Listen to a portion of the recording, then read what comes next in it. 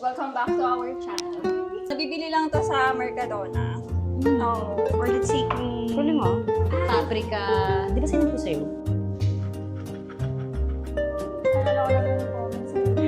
Oh, ang gusto ng episode na to. Peeler!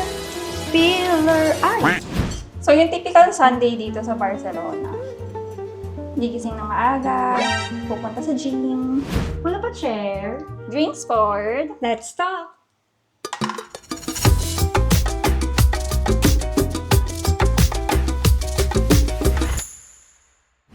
Hi guys! Hi guys, welcome back to our channel.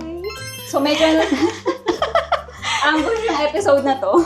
Kasi, Sige po, sasabihin nila kung bakit. Sana. so kasi, Natin.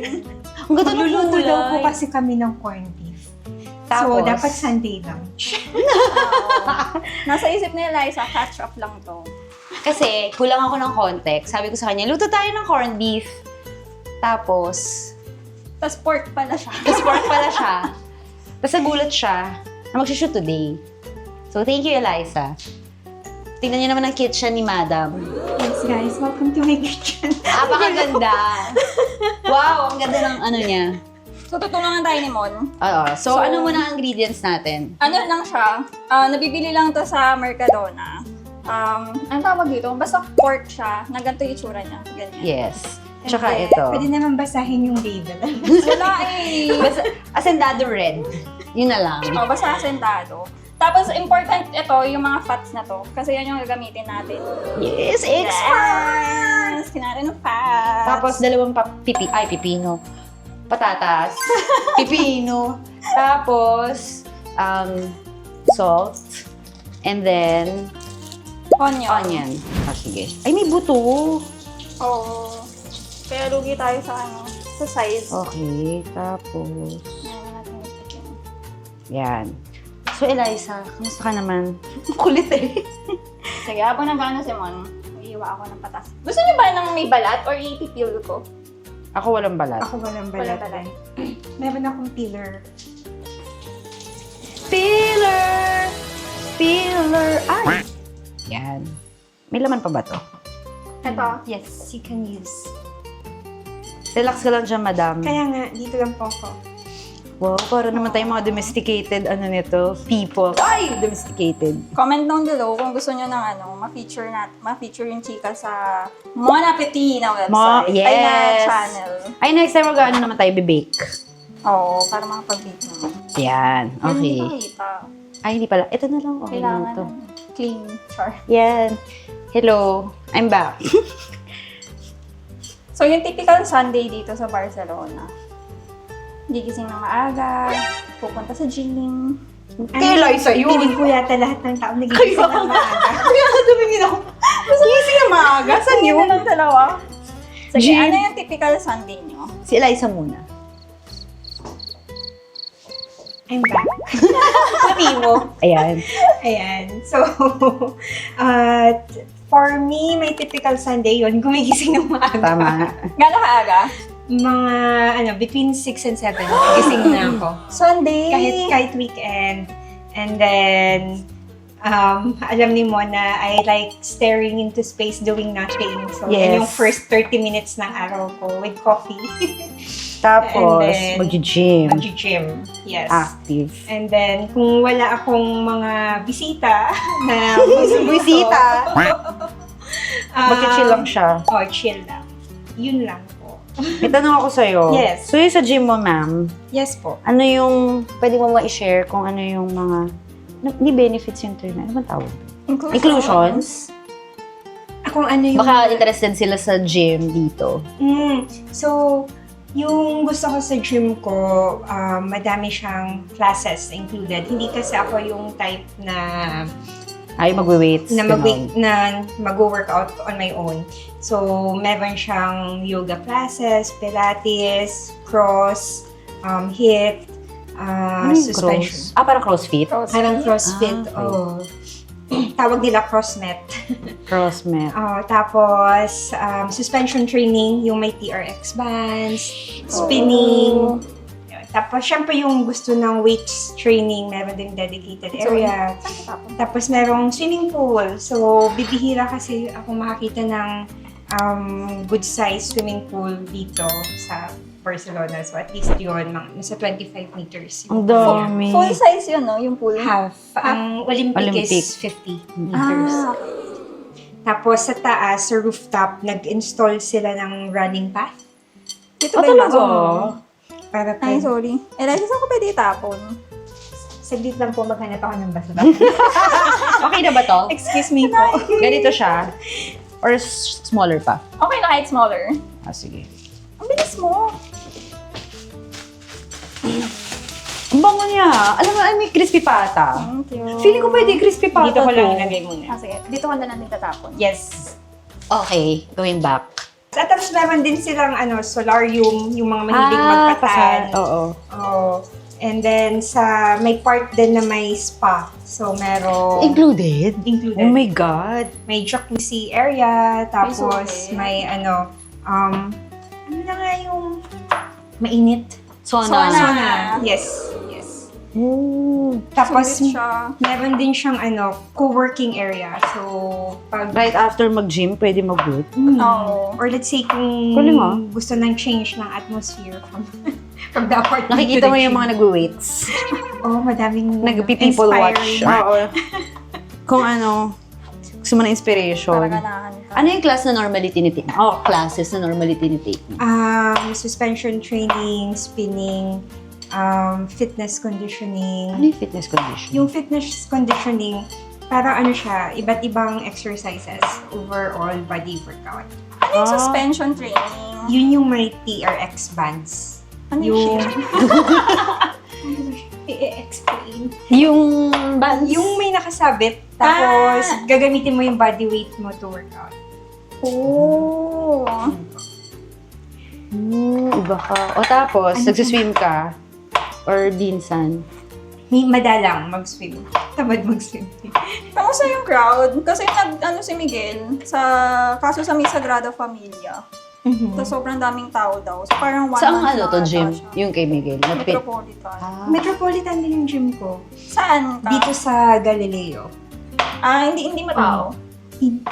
Manageable. Ang alam ko kasi yung sa Sagrada Familia, yun yung pinaka-busy na Sobrang dami. nila. Talaga? Kaya nga, in terms of price, yun din yung pinakamataas yung price. Iba-iba siya per Iba-iba ano. yung price. Okay. So yung kwento kasi, nagkukwentuhan kami ni Mon. Tapos parang pinag-usapan namin mga pagkain, ganyan-ganyan. Tapos naisip namin, uy, mag-record kaya tayo ng habang nagluluto. Tapos, malit kasi yung apartment namin, so hindi Yes. kaya ng space kung magre-record na kami dalawa na prepare sa kitchen. Tapos, si Mon, hindi rin siya comfy ng may tao sa kitchen. Kapaka-arte. So, napag-usapan lang namin, uy, pero alam mo, ang ganda ng apartment ni Eliza. Oo. Paganda ng kitchen niya. Open yung kitchen niya kasi. Sabi ni Mo, sige, tatagso si Eliza. Tapos, Kaso tinext lang po yung corned beef. sinend ko ba yung picture sa'yo ng corned beef ni Parang hindi. Ay, hindi ba? Ay, pala yung sabi mo yung parang Argentinian corned beef. Hindi Oo. yung Pinoy Tapos corned kulang beef. ako ng info. Siyempre selective yung information. Kasi baka hindi pumayag si Eliza. Sabihin ko na naman po, uy, hindi.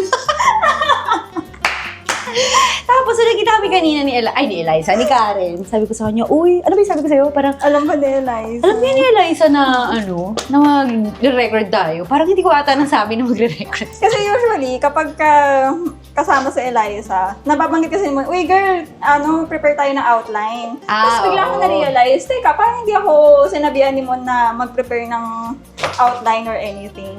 So parang naisip ko, okay, baka expected na rin ni Eliza na ganun na tayo, hindi na tayo nag-outline, ganyan. Tapos ko na sinabi ni Mon, uy, alam ba ni Eliza na Parang hindi ko ata nasabi. Ayun, na-confirm namin pagdating dito. nagulat naman siya. Oo, so strike to na ako kay Eliza. Bawi na lang ako.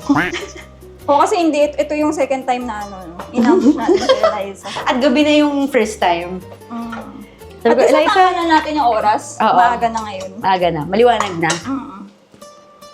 Sabi ko po kasi nagiging pumpkin ako after 12. Yes. Eh, anong oras na ba yun? Nung nag-shoot tayo ng time? Parang 11 o'clock na tayo nag-start, 1 o'clock na tayo natapos. Umabot tayo ng Ano na naman sila? Uy, ano to? Good luck sa Ah, pag-edit. mag-ano ako. Tinapay. Ay, wow. I-air fry mo. Para na, may nagturo po kasi sa akin, yung mga tinapay kasi nila, di ba dito, medyo yung hard bread, pwede daw ilagay sa freezer para ma-preserve. Oo. Preserve na naman. Ay, turo ni Cam sa amin yun. Oo, dapat. Sila Noel. Oo, si Tita Ana yung sabi sa akin. So, dinalagay ko siya sa Ilagay freezer. sa freezer. Kasi lalo na nung mahilig kami mag-too-good to go. So, if hindi nyo alam guys, yung too-good to go kasi dito, yun yung kapag magsasara na yung mga store or yung mga bakery, imbis na itapon nila, binibenta nila for a lower price. So, kung sino yung mga gustong kumuha nun. Parang wala pa siyang 5 euro minsan. Oo. Mga 3 something. Oo. So, Normally. sobrang sulit siya. Kaso ang ano doon, yung catch doon, hindi ka makakapili. Para siyang, ano yun? Surprise. Surprise, bago siya. Oo. Pero, feeling ko Okay worth it. Oo. Kasi hindi naman siya yung parang tapon yung mga... Tsaka Bigay instead nila. na itapon, parang walang less food waste. waste. Yes.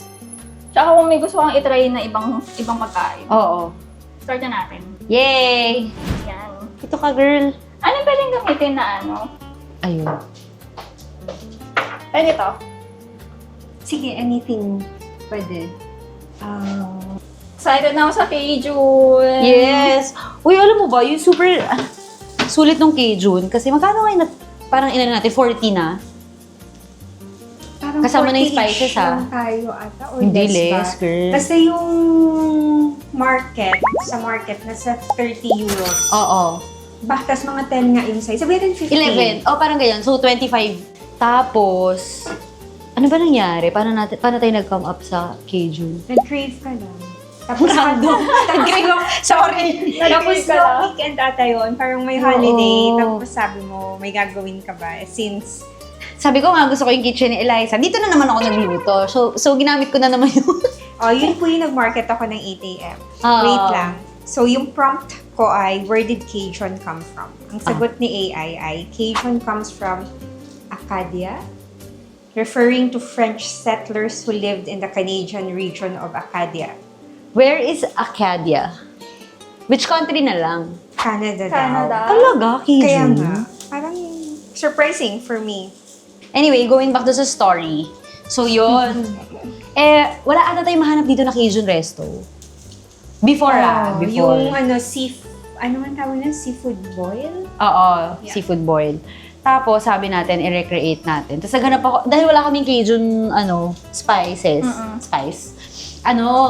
From scratch namin ginawa yung Cajun. Mahirap. Hindi naman. Simon po yung gumawa, as usual. Nag-market lang po ako. Iba-ibang powder. Ano nga ba yun? Dami, Oregano, Ah. paprika. Di ba sinend ko sa'yo? Pa-insert lang, guys. Nandito pa po kasi yung Cajun spices. Oo. Ayan. Ayan po. Minix namin. Hanapin ko nga. Agawa nyo yan. Yes.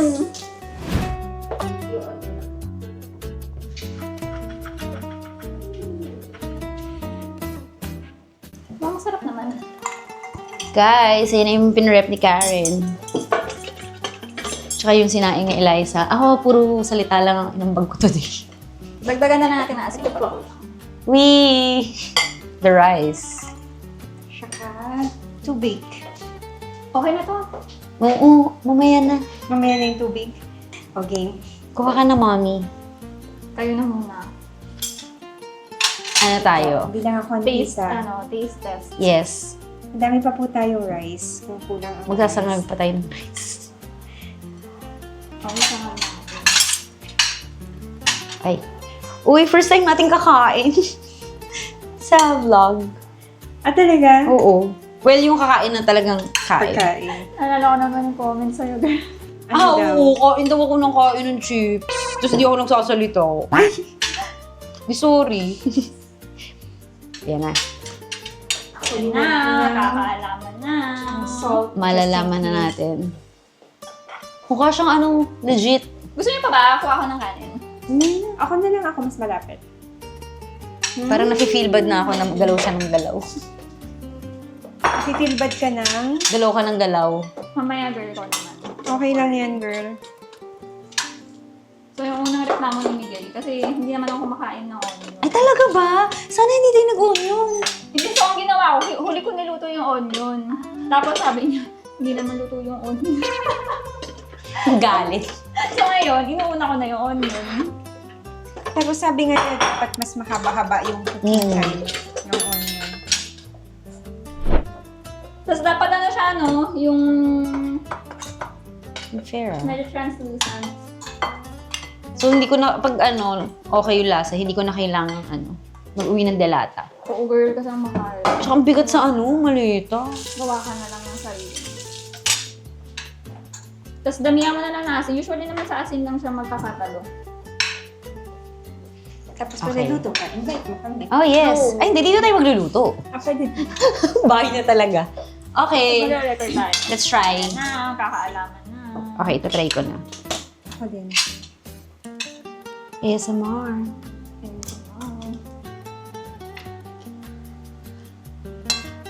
Masarap siya. Pero kailangan ng salt. Konti na lang asin. Sarap. May bago tayong Tingin ako. May bago tayong tsaka pepper. Pwedeng ulam.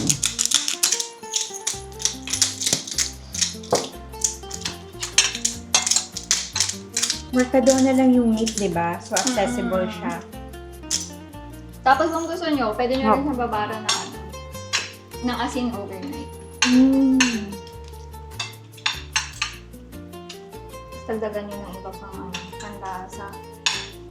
Kasi cured meat naman na siya eh. Akin na lang yung onions mo. Kaya ko Same. itong gawin. Kunin ko ah. Pang ano lang, pang natitrade ka lang.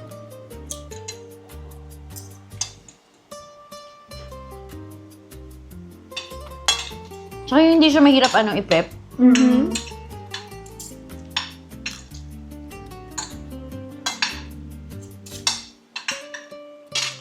Saka pwede itong gawin sa gabi. Tapos kainin the following day. Oo.